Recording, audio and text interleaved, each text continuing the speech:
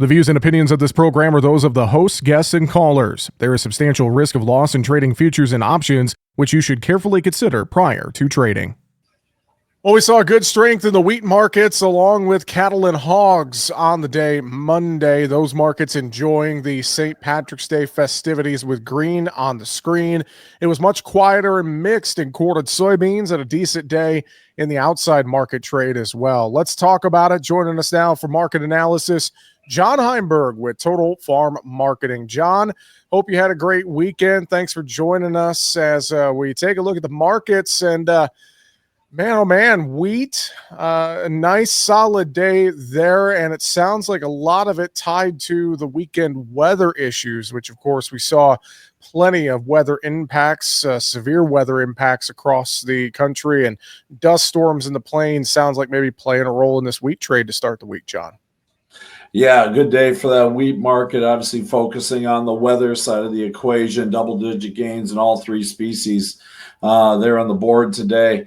You know, we saw that front go through just to not put some of that moisture into that southern plains like it was hoping it would possibly do. So we got those concerns there that area of dryness is going to continue to grow, could impact that wheat market and that wheat crop developing here as we get, we're moving out of dormancy now. And that spread into the other wheat classes too. Plus also on top of just U.S. weather, we're also focusing on what's going on overseas. You got the Russian forecast continuing to be reduced. You got weather concerns also there as well. We do have also on that side note a meeting between Trump and Putin tomorrow. Does that bring a little boost in the wheat market if we do see some changes in the Ukraine-Russian war?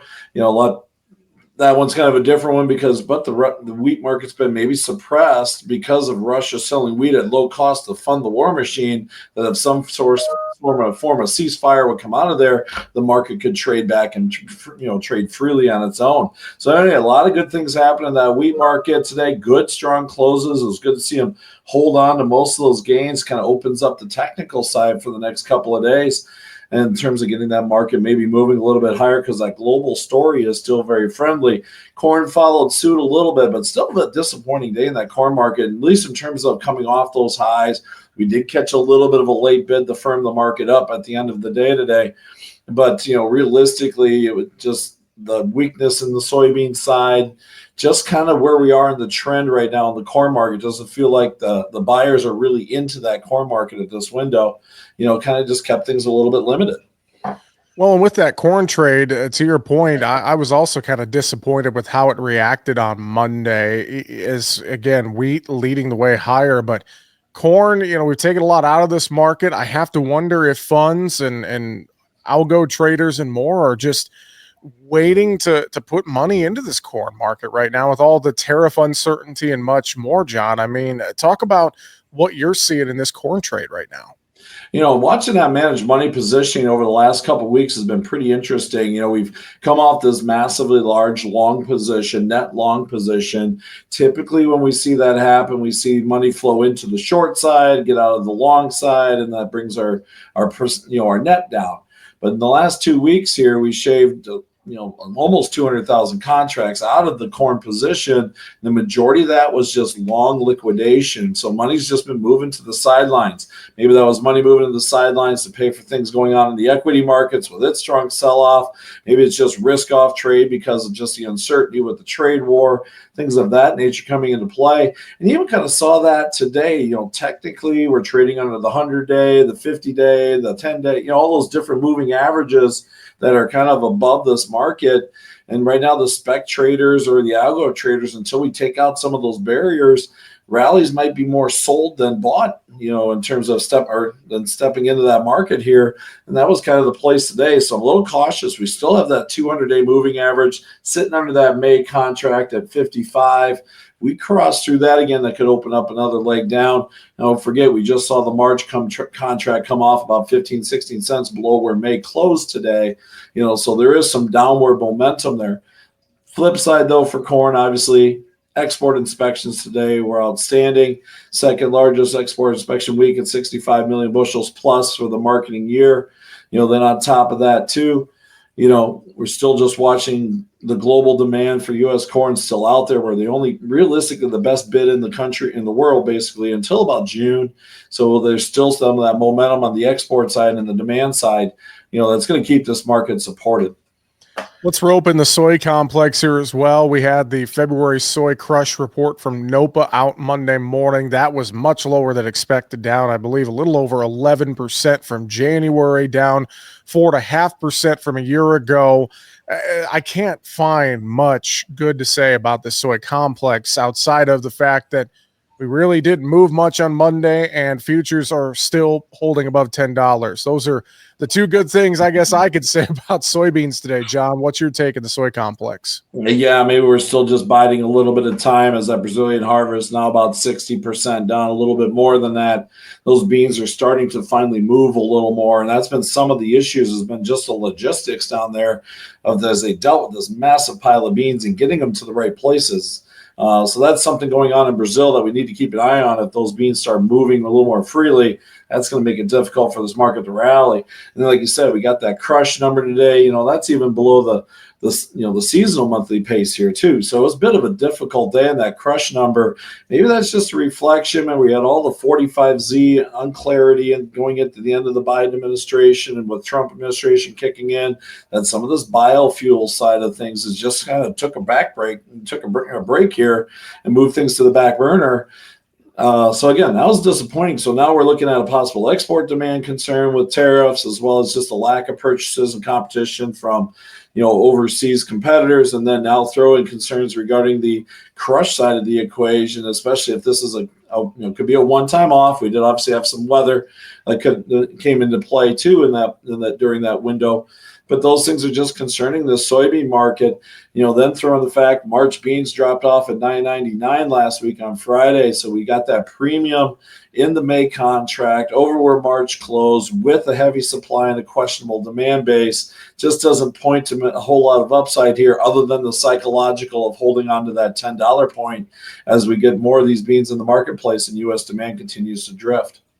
So what should grain producers be thinking about here in this window, John, before we switch over to talk livestock? I mean, should it just be exercise some caution while we try to wait and see what happens with weather, tariffs, et cetera, et cetera? Yeah, there's a lot of moving parts in the marketplace right now. So the bean side is very difficult, other than you're protecting further damage in that regard. Not a lot of meat on the bone in terms of the bean market for producers right now, especially if they're still holding beans. But unfortunately, we kind of take out those lows from a couple of weeks ago. It opens us up for a drop down to those lows from December in that bean chart. So there is some downside there. I do want to be an owner of beans somewhere down the road. Eventually, they will get cheap enough, per se, in mind that having call strategies all the way out into the fall will be a good place to be. Protect against weather, protect against a low acre number, things of that nature. And also U.S. beans kind of come into the light a little bit more as we get into the fall. But it might take a little while for that to kick in. On the corn side, there's still decent value on the old crop side. I'd stay active in the cash market, see what your basis is. Again, that demand is there. That's going to keep that market supported. A little concerned regarding the fact that maybe the $5 are off the board, barring some big adjustments, just because maybe some of the blooms come off the rose with all the trade war, tariffs, issues, things of that nature, that the funds just don't want to push this thing out, put their necks out there. In that regard, it's going to have to take some heavy lifting, I think, from the cash market to get to that window. So keeping a cheap floor in here over old crop bushel, staying active in the cash market. New crop corn too. I'm protecting that 450 area just because of the big acre number, but am looking for an opportunity to own some supplies. I talked about that Kansas City wheat and that Southern Plains weather. Does that become an issue over the summer if we don't start seeing some moisture? The history kind of proves it can spread north and east. So having some cheap calls over the market over into the summer might be a good place to go, especially given the tightness in the global supply. All right, let's talk cattle and hogs, John, as those markets also enjoyed wearing their St. Patrick's Day green on Monday. Strong triple-digit gains, cattle and hog futures across the board. What's your take of the protein sector to start the week?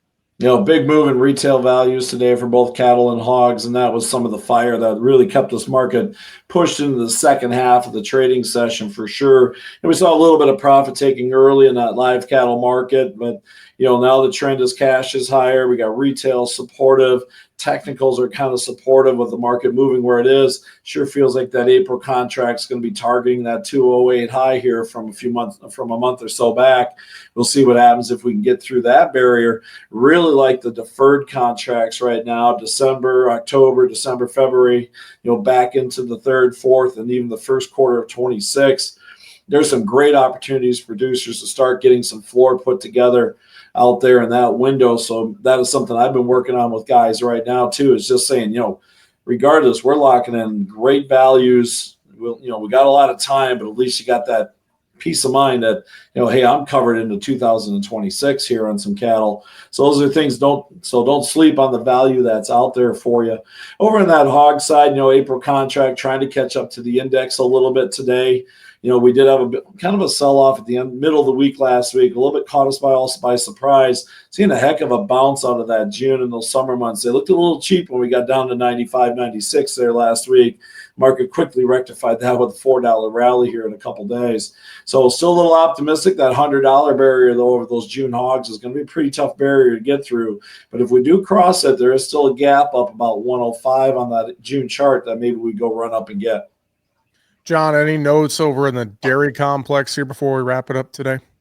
Dairy complex has maybe tried to go find the top of its range here last week, and unfortunately we're right back down again. So now we're building that $18 to $17 range over class 3 milk futures.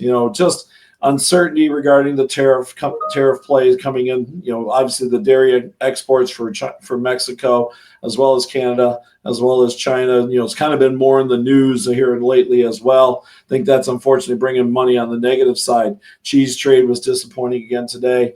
So hopefully right now we go back. If we do retest that low from about a week and a half ago, does that hold? Sure, like I said, feels like we're trying to build a range between $17 and $18. Unfortunately, still maybe some room to go further if we take out that recent low. John, good thoughts as always. I know folks want to reach out to you, talk markets there at Total Farm Marketing. A few ways to get in touch. How can they reach you? Feel free to give me a call, 800-334-9779. Shoot me an email at johnh@totalfarmmarketing.com. And don't forget that website of ours, totalfarmmarketing.com. Always appreciate the perspective. John Heimberg with Total Farm Marketing. Thanks for joining us today, John. Have a great week. We'll talk to you next week. Sounds good. Have a great week. Make sure to subscribe to the Market Talk YouTube channel. You can watch our latest interviews with top market analysts in the country, find bonus content, and much more. It's easy. Just go to youtube.com/@MarketTalkAg and hit the subscribe button. Or you can search for Market Talk Ag on YouTube.